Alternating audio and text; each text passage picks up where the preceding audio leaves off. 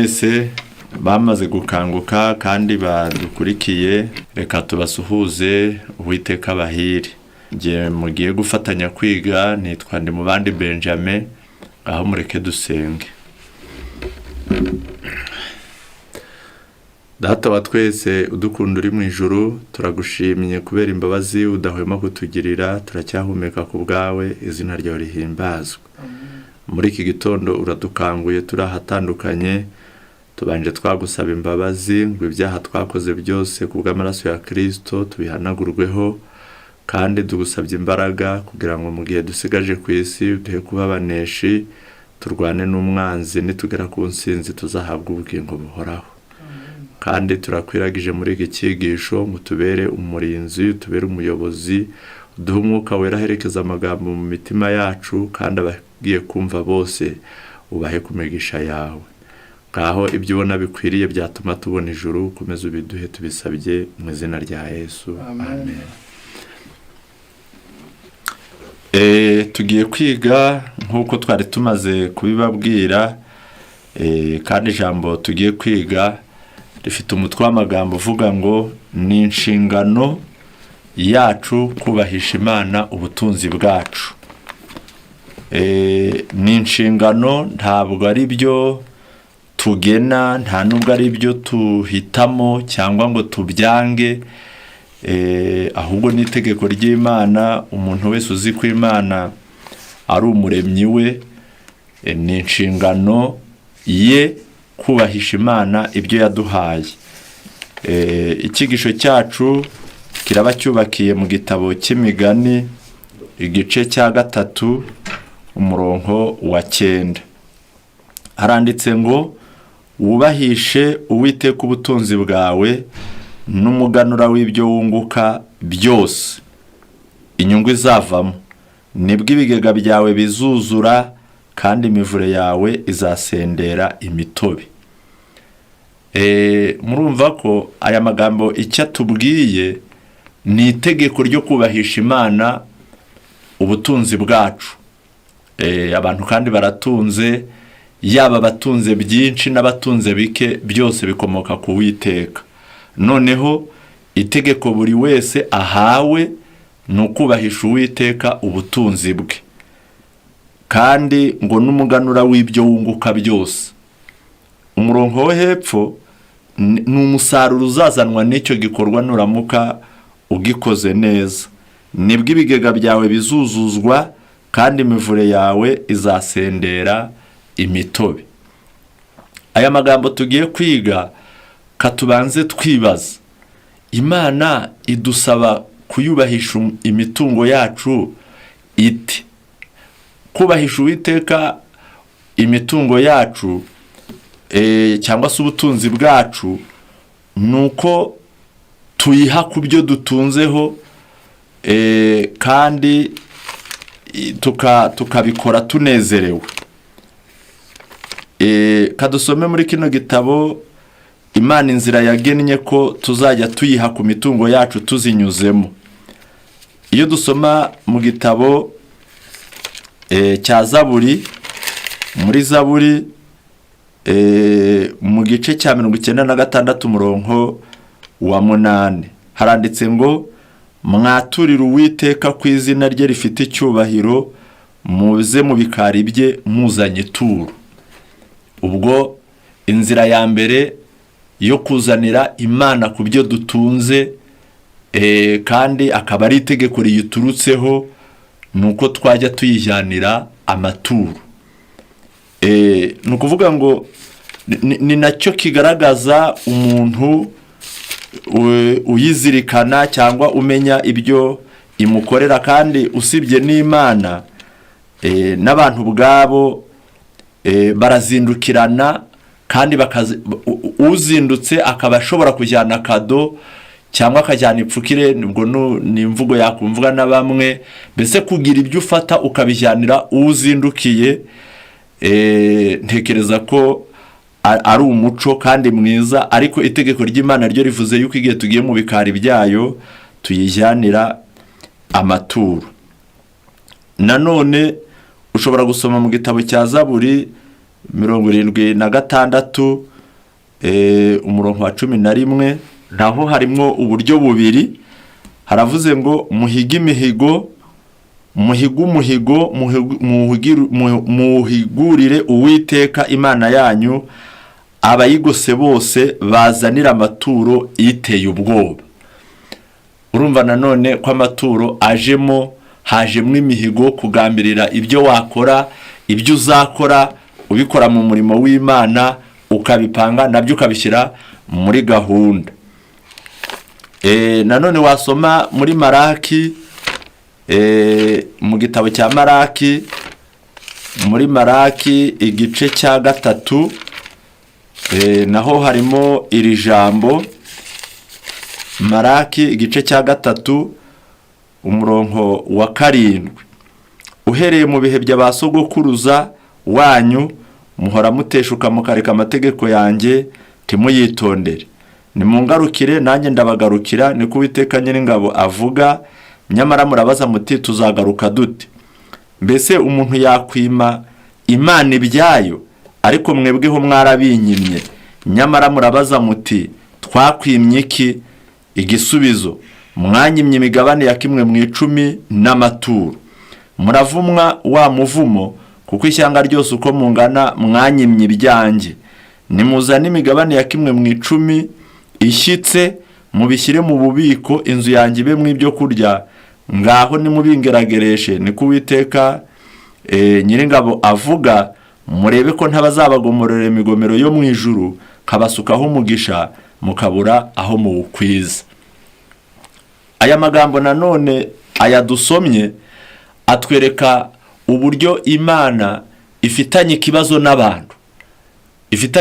n'abantu, kuko iri kugenda ivuga icyo bayihemukiye, abantu bakabaza ngo mbe ni iki, Imana ikagisubiza.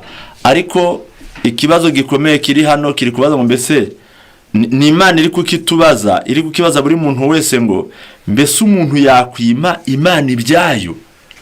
Kandi koko byaba ari ubupfu, byaba binateye ubwoba. Imana niyo dukesha byose. Imana niyo iduha uko tumera, ikaduha ibidutunga n'ibitubeshaho. Muri ibyo ngibyo yaduhaye, Imana kubw'ubugira neza bwayo n'urukundo rwayo, ifite icyo yashyizeho kigerageza urukundo tuyikunda, cyerekana n'urugero rwo kunyurwa kwacu.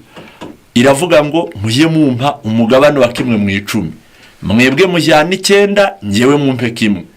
Nubwo Imana iturusha umubyizi mu byacu dukora, reka ibi mbisubiremo, nubwo Imana iturusha umubyizi mu byacu dukora, akaba ari yishyiramo imbaraga nyinshi, ariko ntiyashimye kujyana umugabane munini w'umusaruro, ahubwo yashimye kujyana muto, iduha munini. Ikibazo rero gikomeye Imana ifitanye n'abantu, nuko na wa mugabane mutoya yavuze ko ari uwayo, abantu mururumba ubatera kumva nawo bawujyana. Noneho Imana igasigara iri kubaza tese abantu bakwima Imana ibyayo, ariko mwebwe mwarabinyimye. Abantu bavuga tese twakwimye iki? Mwanyimye imigabane ya 1/10 n'amaturo. Icyo nicyo kibazo Imana ifitanye n'abantu, kandi ntekereza ko nawe wicaye ugatekereza neza wowe unyumva, wasanga Imana warayimye ibyayo. Impamvu yo kwiga rero burya bari kugira ngo abatabizi babimenye, n'abari babizi ariko bakabyica basaba imbabazi kandi bakosore, bagaruke mu murongo, noneho bakora ibizatuma Imana yumvikana nabo. Kandi aha muri Maraki Imana iravuze iti muravumwa wa muvumo ishyanga ryose. Kandi koko ntabwo byumvikana uburyo Imana yaduha imigisha ngo nidusaba tuyime cyangwa se tuyambure. Reka twibaze tutese, abantu benshi bashobora kwibaza bati iki cyigisho cyangwa se izi nyigisho icyo zigendereye ni iki? Ubundi mu ubugorozi icyo bugendereye ni ugukuraho ibyahimbwe n'abantu no kugaruraho ibyo abantu bakuyemo. Kuko Satani umugambi we n'ubugome yakoresheje bwo kurwanya Imana, yafashe abantu abahindura ibikoresho bye, maze biyitirira ko barengera iby'Imana, ariko aribo ba mbere Satani akoresha ngo babirwanye. Bakora bate? bafata iby'Imana yavuze babivanamo ibibangamiye kamere yabo babishyira ku ruhande, nyuma yaho bafata ibihimbano byabo babizibisha bya byuho byaho bavanye iby'Imana. Ubwo nicyo kibazo Imana ifitanye n'abantu. Noneho umurimo w'ubugorozi aba ari ukureba bya bindi abantu bashyizemo babihimbye, hakabaho kubikuramo tukabijugunya ku ruhande nta gaciro tubihaye. Ndavuga ibyo bahimbye bakabizana mu by'Imana no mu miyoborere y'itorero ry'Imana. Ibyo by'ibihimbano by'abantu no kubishyira ku ruhande, noneho bya bindi by'Imana abantu bavanyemo tukabigarura mu mwanya wabyo. Ibyo nibyo byitwa ubugorozi, ibyo nibyo byitwa gusibura inzira zijya mu ngo, ibyo nibyo byitwa kubura amatongo ya kera, ibyo nibyo byitwa gusana ahasenyutse, nk'uko byanditswe muri Yesaya igice cya 58 kuri uriya murongo wa 11 n'uwa 12.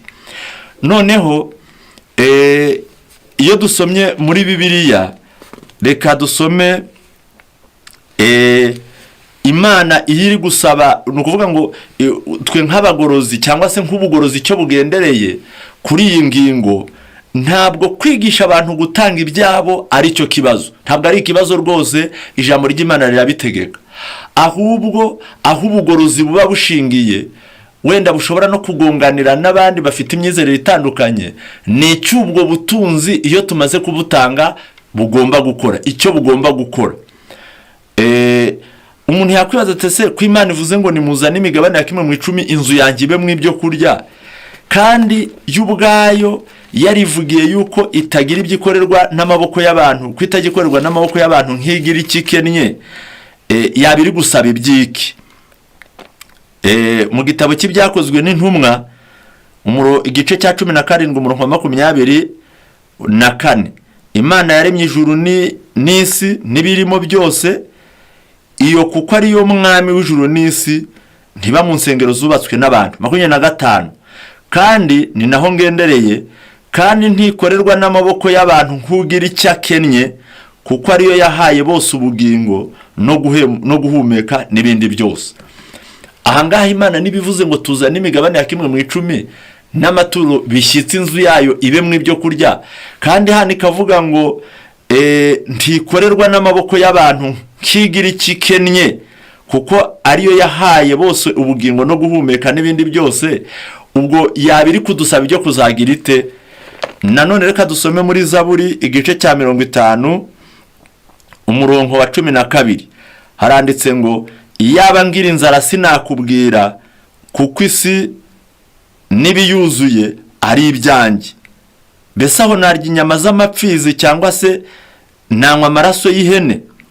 Ubwo murumva ko Imana ibyivuza ahangaha ntabwo yagira amakene ku buryo yakenurwa n'abantu. Ndetse unasomye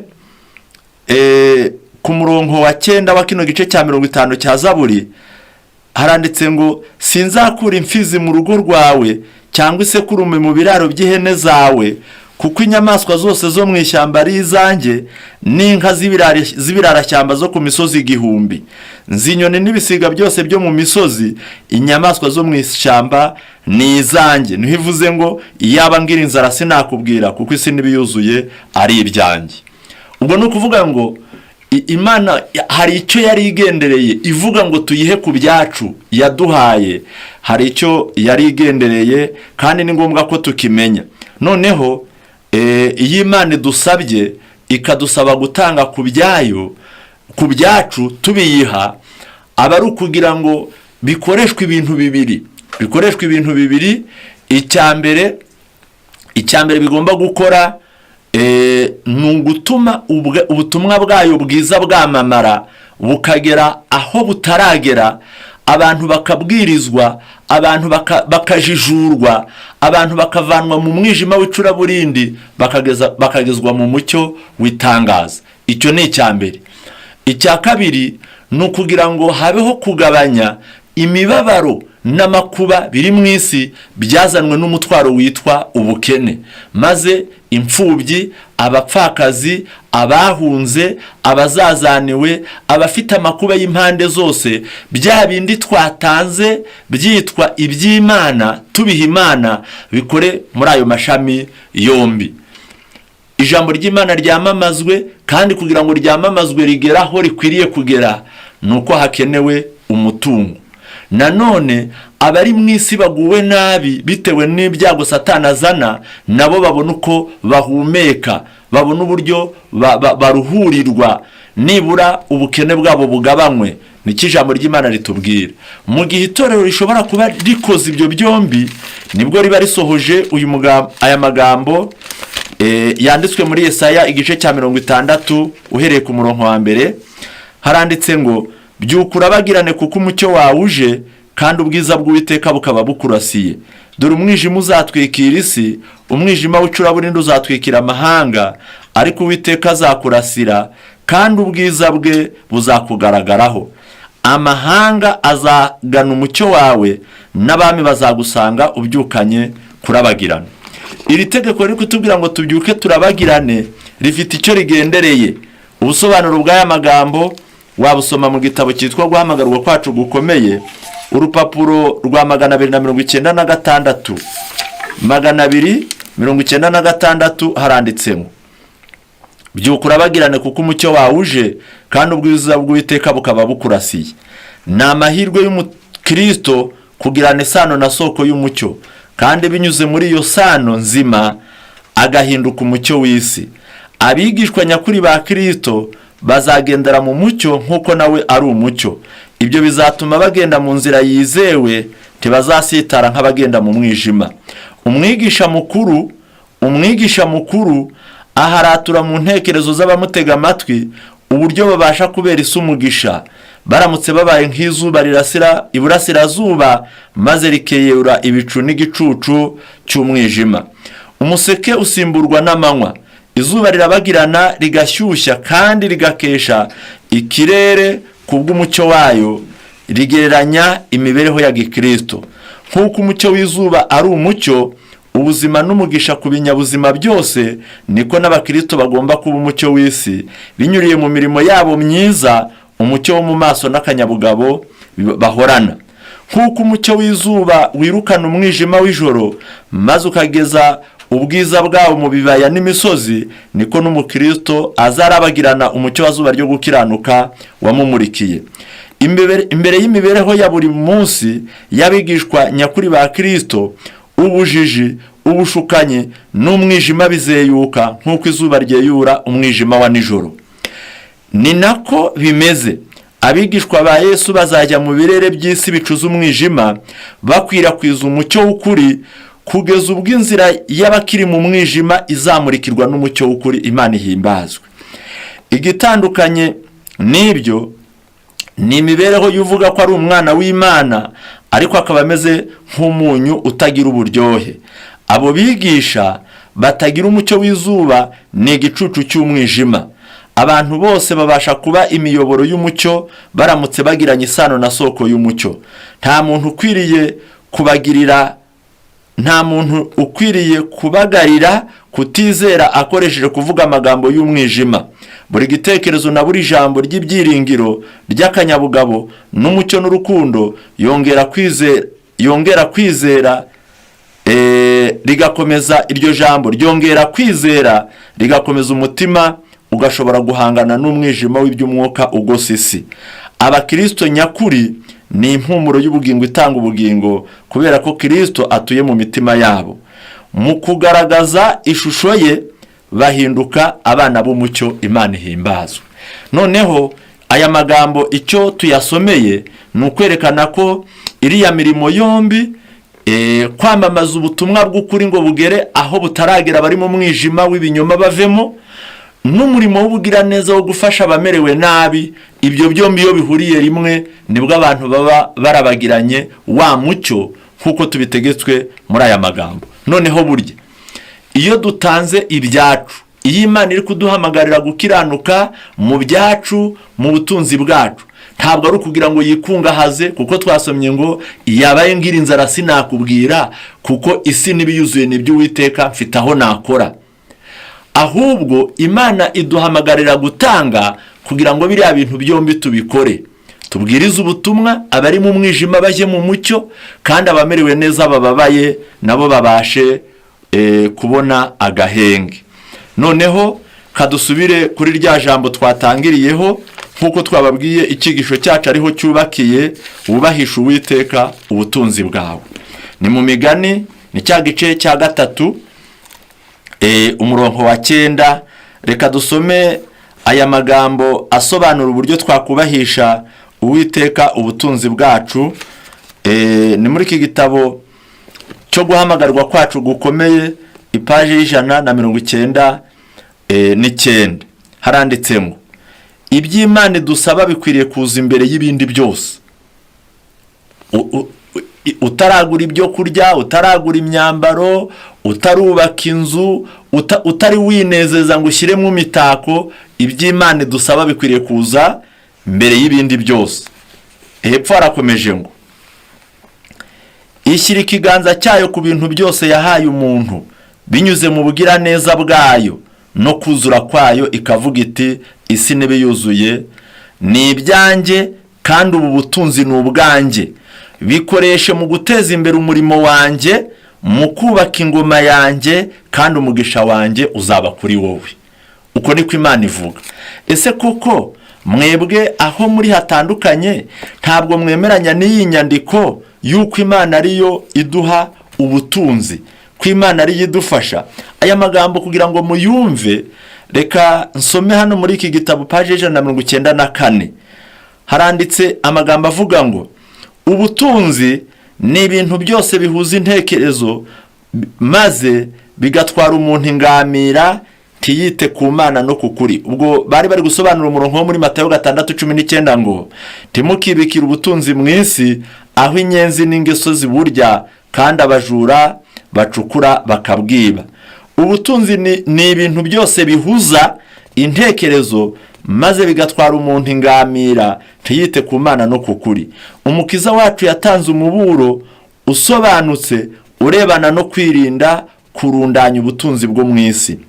Amashami dukoreramo yose, imirimo y'ubwoko bwose, byose bigenzurwa n'ijisho ry'Imana, kandi buri mukristo wese yahawe ubushobozi bwo kugira icyo akora mu murimo w'Imana.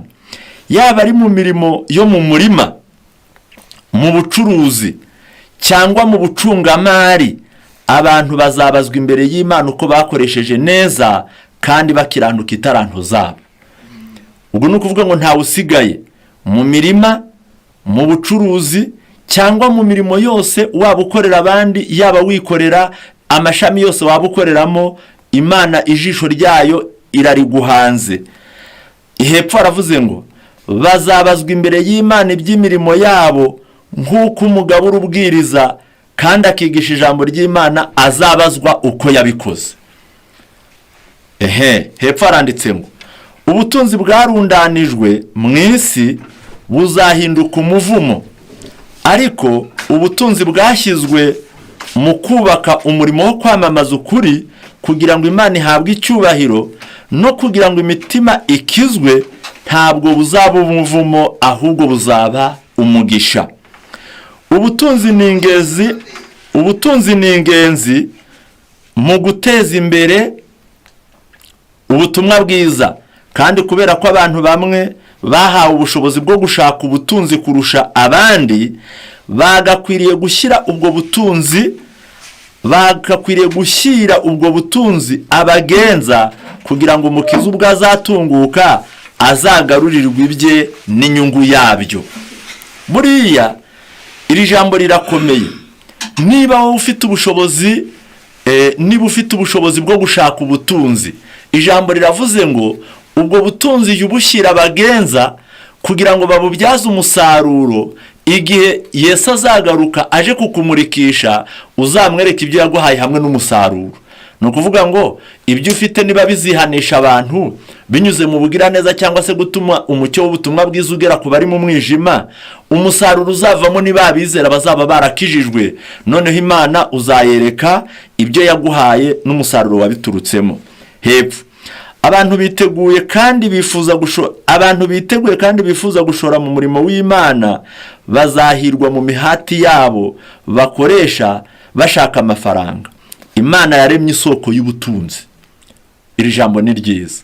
Hari agasoko Imana yaremye, ariko abantu bazajya bavomamo icyitwa ubutunzi. Mwumve ibyo ari byo. Yatanze izuba n'ikime n'imvura kandi imeza imyaka. Yahaye abantu ubushobozi bw'ubwenge n'ubw'impagarike kandi bashoboza kuronka ubutunzi, kugira ngo umurimo wayo ubashe gushyigikirwa n'abavuga ko ari abana bayo. Abakene baradukikije impande zose, kandi Imana ihabwa icyubahiro igihe abakene n'imbabare bafashijwe kandi bagaterwa akanyabugabo. Ntabwo ari icyaha kuronka no kuzigama ubutunzi nk'igisonga cy'Imana ukabwibikira kugeza ubwo Imana ibugusaba ngo bukemure amakene yo mu murimo wayo. Kuronka amafaranga ntabwo ari icyaha, kugira umwete wo kuyashaka ntabwo ari icyaha, kumenya kuyazigama si icyaha. Igihe cyose Imana izayagusaba ukayatanga. Icyaha kiza ryari cyangwa abantu bagongana n'Imana ryari? Ni igihe bayashatse ibahaye imbaraga, ni igihe bayashatse ibahaye ubwenge, ni igihe abahaye amahirwe yo kuronka bwa butunzi, yagera igihe cyo kurambura ngo ngaho mpaho, umuntu agashyira amaboko inyuma. Mwigeze mubibona, ababyeyi benshi bajya babigerageresha abana babo, umwana ukamuha icyo ashaka, wamusaba agahisha mu mugongo. Ntabwo ari umugisha, ntabwo ari ibyiza uwo mwana bakweretse, aba ari kukwereka ikimenyetso kibi kitari cyiza. Imana natwe nuko ije ibigenza, iraduha yarangiza ikadusaba, kandi inshuro nyinshi turayima, maze bikaba bibaye bibi. Kansubire kuri wa murongo handi twasomaga 199 havuga ngo ubahisha Uwiteka ubutunzi bwawe. Haranditse ngo bamwe batanga byinshi cyane, nyamara bakiyumvamo ko ntacyo bahombye. Iyo bakora umurimo wa Kristo ntibabibonamo kwibabaza gukabije. Aba ni abafite umutima mwiza, batanga n'ubuntu bafite umutima ukunze, kandi bagakomeza kugira iby'imitima yabo yifuza byose. Mbese ubwo ntibishatse kuvuga ko gutanga bidakenesha.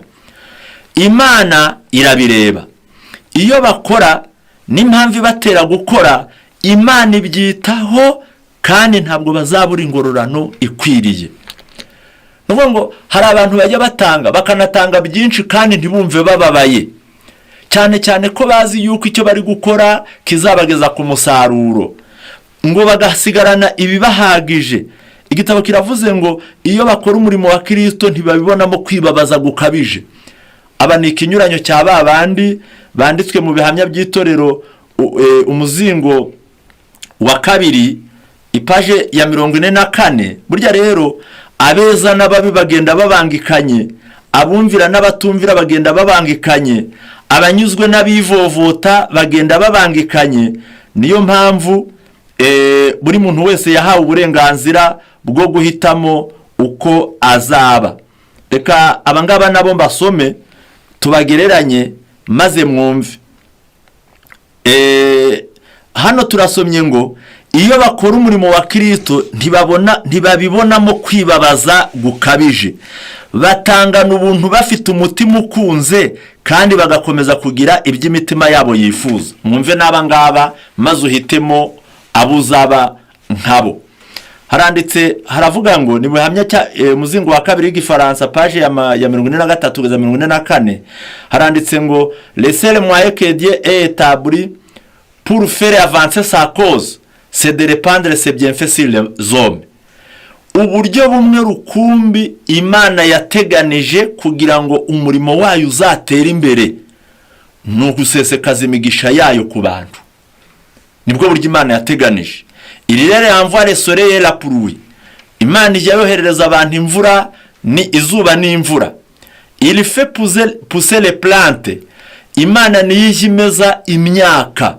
burya twe duheruka duhinga tugatera, ariko uko bimera ntabwo tujya kubikora. Nta nubwo ari twe dutuma imbuto ibyimba mu butaka ngo izaturikemwo umumero. Nta nubwo iyo tumaze guhinga tujya guciramo ngo nibura amazi aturutse mu kanwa kacu abari yabobeza bwa butaka. Ahubwo Imana niyo izana ubushyuhe, ikazana ubukonje, ikazana imvura, ikazana izuba, igatuma imyaka imera. Il donne la santé, l'intelligence pour acquérir des biens. Igitanga ubwenge n'amagara mazima kugira ngo tubone ubutunzi. Tout ce que nous possédons provient de sa main libérale. Ibintu byose dutunze bikomoka mu kuboko kwayo kugira ubuntu. À retour, il voudrait que les hommes et les femmes montrent leur gratitude en lui rendant une partie sous forme de dîmes et d'offrandes. Nuko mu rundi ruhande Imana igakenera ko abagabo n'abagore bayereka amashimwe yabo ko banyuzwe bayigaruriye kimwe mu 10 n'amaturo. Nukuvuga ngo umuntu utanga kimwe mu 10 n'amaturo abagaragarije Imana ngo naranyuzwe. Burya ibyo ntunze nzi yuko ari wowe wabimpaye. Hepfo handitse ngo offrande de reconnaissance ni amaturo y'amashimwe, offrande volontaire ni amaturo y'ubushake, et sacrifice expiatoire ndetse n'amaturo aturutse ku kubunyuzwe yuko nuko Imana yagutangiye igitambo kiguhongerera. Haranditse ngo l'égoïsme endurcit le cœur des hommes qui à l'expérience d'Ananias et de Saphira sont tentés de retenir une partie du prix.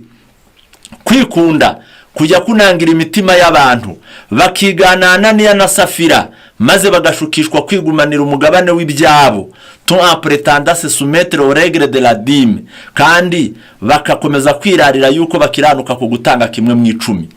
Abo ni ryari n'igihe umuntu yungutse miliyoni yagatanze kimwe mu 10 y'ibihumbi 100, agatanga ibihumbi 20, umugabane w'ibihumbi 80 akawisigaranira, ngo niko kwigana kugera ikirenge mu cyananiya na Safira. None se umuntu yakwima Imana ibyayo? Si l'argent était apporté au trésor divin exactement selon les indications de l'Éternel, 1/10 de tous les revenus, il y aurait suffisamment de fonds pour poursuivre son œuvre. Uwagira ngo amafaranga azanwe mu bubiko nk'uko ijambo ry'Imana ribivuga, nk'uko amabwiriza y'Uwiteka abitegeka, hakaza kimwe mu 10 n'amaturo bishyitse, haravuze ngo haboneka ibihagije by'umutungo byo gutuma umurimo w'Imana utera imbere.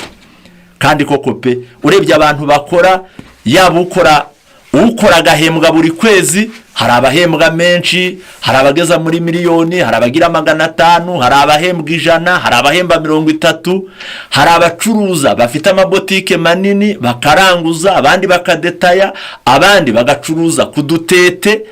Uwo ari we wese akurikije ibyo yabonye, ijambo riravuze ngo buri wese akiranutse muri kimwe mu 10. Uwaronse 1,000 agatanga 100, uwabonye 10 agatanga 1,000, uwabonye 100 agatanga 10,000, uwabonye miliyoni agatanga 100,000. Igihe cyose wungutse ugatanga, baravuze ngo mu nzu y'Imana hakuzuramo ibitunga b'abantu bababaye, kandi haboneka n'ibiteza umurimo w'Imana imbere. Noneho ndacyagereranya abatanga banyuzwe kandi bakabona badahombye n'abandi bagira ubugugu nibo ngiye gusoma. Mais dira quelque, on fait constamment des appels pour donner à la cause de Dieu. Ariko hari bamwe bazavuga ngo amahamagara tubwira gutanga arakabije. Je suis fatigué de donner, ndarushye guhora ntanga. Et c'est vrai, umwanditsi arabaje ngo se nukuri urarushye. Alors permettez-moi de vous poser une question. Ngaho noneho nyemerera nanjye nkubaza ikibazo. Êtes-vous aussi de recevoir de la main généreuse du Seigneur? None se niba urushye guhora utanga, uranarushye guhora wakira ibivuye mu kuboko kugira ubuntu k'Uwiteka. Vous nécessitez d'être dans l'obligation de lui rendre la portion qu'il réclame, que lorsque ce sera de vous bénir. Uzabukwiriye uzarekeraho kuhamagarirwa kugira umugabane utanga igihe uzarekeraho kugira ibyo wakira. Il vous fait du bien pour qu'à votre retour vous soyez en état d'en faire aux autres. Imana igikugirira neza ikaguha kugira ngo mu rwawe uruhande nawe uzagirira utyo bagenzi bawe. Lorsque vous serez fatigué de recevoir, alors vous pourrez dire je suis fatigué de tant d'appels. umunsi uzananirwa kwakira iby'Imana iguha ukarambirwa, aba ari bwo uzavuga ngo ndambiwe amahamagara yo guhora ntanga. Ubwo rero ahangaha birakwiriye yuko buri muntu wese yikosora. Bamwe batanga byinshi cyane nyamara bakiyumvamo ko ntacyo bahombye, batandukanye n'abantu maze gusoma. Iyo bakora umurimo wa Kristo ntibabibonamo kwibabaza gukabije, batangana ubuntu bafite umutima ukunze, kandi bagakomeza kugira iby'imitima yabo yifuza byose. Imana irabareba. Ibyo bakora n'impamvu ibatera gukora, Imana ibyitaho kandi ntabwo bizabura ingororano ibikwiriye. Ariko abafite ubutunzi buke ntabwo bashobora kwitsindishiriza, kuko badashobora gukora ibintu byinshi nk'abandi. Kora ibyo ushoboye. Ese murumva Imana ifite agahato? Kora ibyo ushoboye. Igomwa ibintu runaka washobora gukora, maze witangeho igitambo kubw'umurimo w'Imana. Kimwe na wa mupfakazi w'umukene, shyiramo amasenga 2. Mu by'ukuri uzaba utanze byinshi cyane kurenza abatanga ibibasagutse, kandi uzasobanukirwa ukuntu ari byiza cyane kwiyanga, guha abakene no kwitamba kubw'ukuri, ndetse no kwibikira ubutunzi mu ijuru. Imana ihimbazwe. Hepfo aranditse ngo abakiri bato bavuga ko bizera ukuri, bafite isomo ryo kwiyanga bagomba kwiga. Iyaba batambaga ibitambo byinshi kubw'ukuri, bakaguhaye agaciro mu buryo bwagutse. Ibyo byagira ingaruka ku mitima yabo, kandi byaboneza imibereho yabo. Kenshi cyane abasore ntibikorera umutwaro w'umurimo w'Imana, cyangwa se ntibigera baniyumvamo inshingano ziwerekeye. Mbese ni ukubera ko Imana yabasoneye? Abo basore bo bumva batagira icyo bakora nuko Imana yabasoneye? Oya, ahubwo nibo bashaka inzitwazo zo kudakora. Ntabwo bajya biyumvisha ko batari ababo ngo bigenge. Imbaraga n'igihe cyabo ntabwo ari ibyabo bwite. Bacungujwe igiciro cyinshi, kandi keretse gusa nibagira umwuka wo kwiyanga no kwitambaho igitambo, naho ubundi ntibazaronka umurage w'iteka ryose. Tanga ibyo ushoboye ubu, kandi uzarushaho gukorana na Kristo. Ikiganza cyawe kizabumburirwa gutanga ibirenzeho, kandi Imana izuzuza ibigega byawe kugira ngo ubutunzi bw'ukuri bushobore kugera ku mitima myinshi. Izaguha kugira ngo nawe ushobore guha abandi. Uko ayo niyo masezerano duhawe n'Uwiteka, kandi ntacyo bizaba bidutwaye. Reka ntere intambwe nicume muri iki cyigisho cyacu, turebe inyigisho za Yesu ku bigendanye n'iyi ngingo. Inyigisho za Yesu ku bigendanye n'iyi ngingo, Yesu yarabyigishije, niyo mpamvu tudakwiriye kugira ipfunwe ryo kubyigisha. Ariko hari icyo nshaka kubabwira. Ntabwo yaba Yohana umubatiza, yaba na Yesu n'intumwa, nta wigeze yigisha nk'uko abigisha benshi muri iki gihe bariho bigisha. Nta wigeze yigisha avuga ngo nimubinzanire. Ntabwo yigeze abivuga. Ahubwo Yohana baramubaje batese none tugire dute? Arabwira tufite imyenda 2, umwe nawuhe utawufite, n'ufite ibyo kurya nawe nagira aryo. Yesu ari kwigisha, yavuze amagambo mu gitabo cya Matayo igice cya 6 umurongo wa 19. Matayo 6 umurongo wa 19. Mureke twigishe nk'uko Yesu yigishije, kandi abantu babishyire mu bikorwa nk'uko n'abigishwa ba Yesu babishyize mu bikorwa. Nibwo tuzagira amahoro n'umutekano. Haranditse mu gitabo cya Matayo, reka turebe aya magambo maze twumve iki ijambo ry'Imana ritubwira kandi tubashe kucyumvira. Haranditse ngo ni Matayo 6 umurongo wa 19. Haravuze ngo timukibikira ubutunzi mu isi, aho inyenzi n'ingese ziburya, kandi abajura bacukura bakabwiba. Ahubwo mwibikira ubutunzi mu ijuru, aho inyenzi n'ingese zitaburya, n'abajura ntibacukure ngo babwibe. Kuko aho ubutunzi bwawe buri, ariho n'umutima wawe uzaba. Uku ni ukuri kutagishwa impaka. Ni amagambo yoroheje mu kuyumva, ariko akomeye nka nyirayo. Ubutunzi tubujijwe kububika mu isi. Gute? ngaho reka nsome mwumve. Ubu hano ndagerageza gusoma ahavuzwe ngo ubutunzi bwarundanijwe mu isi buzahinduka umuvumo, ariko ubutunzi bwashyizwe mu kubaka umurimo wo kwamamaza ukuri kugira ngo Imana ihabwe icyubahiro no kugira ngo imitima ikizwe, ntabwo buzaba umuvumo ahubwo buzaba umugisha. Ahangaha hashatse kutwereka ko burya kubika ubutunzi mu ijuru ni ukubushyira hahandi Imana yategetse ko tubushyira. Nanone muri iki gitabo kuri uyu murongo wa 20 ijambo ryakomeje kuvuga ngo ahubwo mwibikira ubutunzi mu ijuru, aho inyenzi n'ingese zitaburya n'abajura ntibacukure ngo babwibe, kuko aho ubutunzi bwawe buri ariho n'umutima wawe uzaba. Dusome paje 195 haravuze ngo aha hagaragara agaciro k'ubutunzi bw'iteka ryose ubugereranije n'ubutunzi bw'isi. Niba umugambi n'intego yawe ari ukurundanya ubutunzi bwo mu ijuru, uzazamurwa hejuru usumba imbaraga mbi. Nukuvuga ngo nk'uko byahoze byigishwa, iyo abantu barunze ubutunzi kubwo kwikunda, bwa butunzi burabangiriza. Ariko ngo niba umugambi utera umuntu gushaka ubutunzi ari ukugira ngo abubike mu ijuru, ngo uzazamuka usumba imbaraga mbi yangiriza kandi gaca intege y'icyifuzo gikabije cyo kubona ubutunzi bwo muri ubu buzima.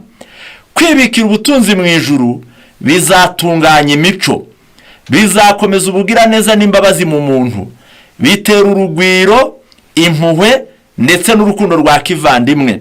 Bizazirika umutima w'umuntu kuri Kristo hakoreshejwe iminyururu idashobora gucika. Mushobora kwibikira ubutunzi mu ijuru mubaye abatunzi mu mirimo myiza, mukaba abatunzi mu bintu bitangirika kandi by'umwuka. Inama ni ukwibikira ubutunzi mu ijuru. Kwibikira ubutunzi mu ijuru ni inyungu yacu bwite, nta nyungu Imana ibonera mu bugiraneza bwacu. Inyamaswa zo mu musozi igihumbi ni izayo, isi n'ibiyuzuye ni iby'Uwiteka, isi n'abayirimo. Ariko iyo dukoresheje impano yaturagije mu gukiza imitima, tuba tubitse ubutunzi bwacu mu bubiko bwo mu ijuru. Igihe dushakashaka uko twahesha Imana icyubahiro kandi tugatebutsa umunsi w'Imana, tuba dukorana na Kristo, kandi umunezero wacu ntuba nk'ibishyika by'ubusa bihita vuba, ahubwo umunezero w'umwami wacu. Turazamuka tukarenga hejuru yo kuburagizwa n'amaganya y'iby'isi bishira, bitaramba kandi bihindagurika. Igihe cyose tukiri mu isi tuba dushobora kugerwaho n'ibihombo no guhemukirwa. Abajura bashobora kwinjira kandi bakatwiba, ingese n'inyenzi bishobora kwangiriza, umuriro ndetse n'imyuzure bishobora guhanagura ibyo dutunze byose. Mbese nabangana iki barunduriye umutima n'ubuzima bwabo mu gushaka ubutunzi, ariko bakaba atari abatunzi ku Mana.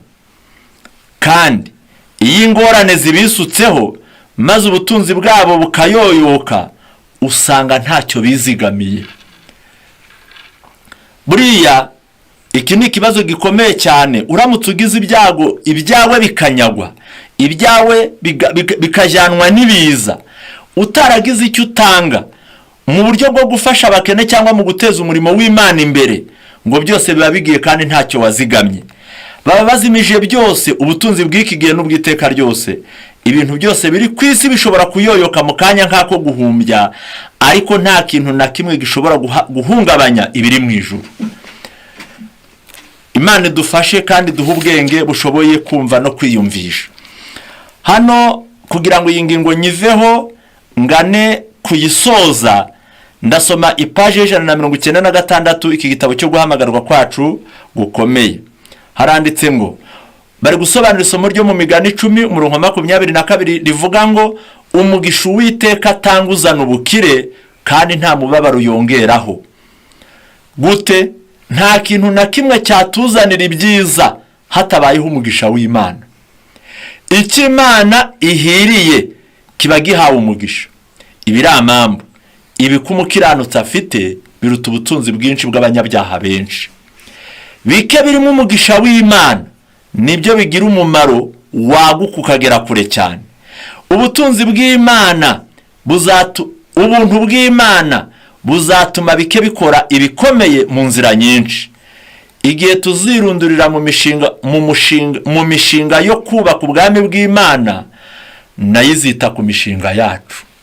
Mbega ijambo ryiza, mbega ijambo rikomeye, mbega ijambo twari dukwiriye kuzirikana niba turi abanyabwenge.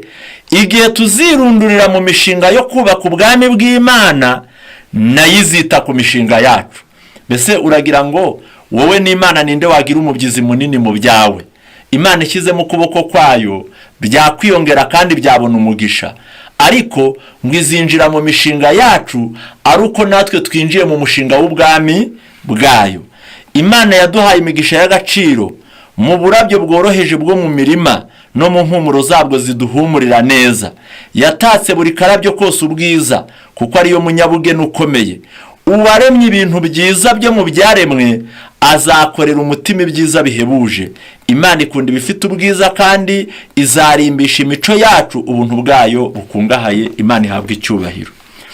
Reka tujye ku mugabane uheruka w'icyigisho cyacu. Imana idusaba kuyiha ku byo yaduhayeho. Reka dusome muri kino gitabo cy'ibyo ku ngoma. Ni igitabo cya mbere cy'ibyo ku ngoma. Harerekana uburyo Dawidi yatanze n'iteraniro ryose ry'Abisirayeli rigatanga. Maze Dawidi aranyurwa, ashima Imana yari yabashoboje gutanga kandi batangana umutima ukunze.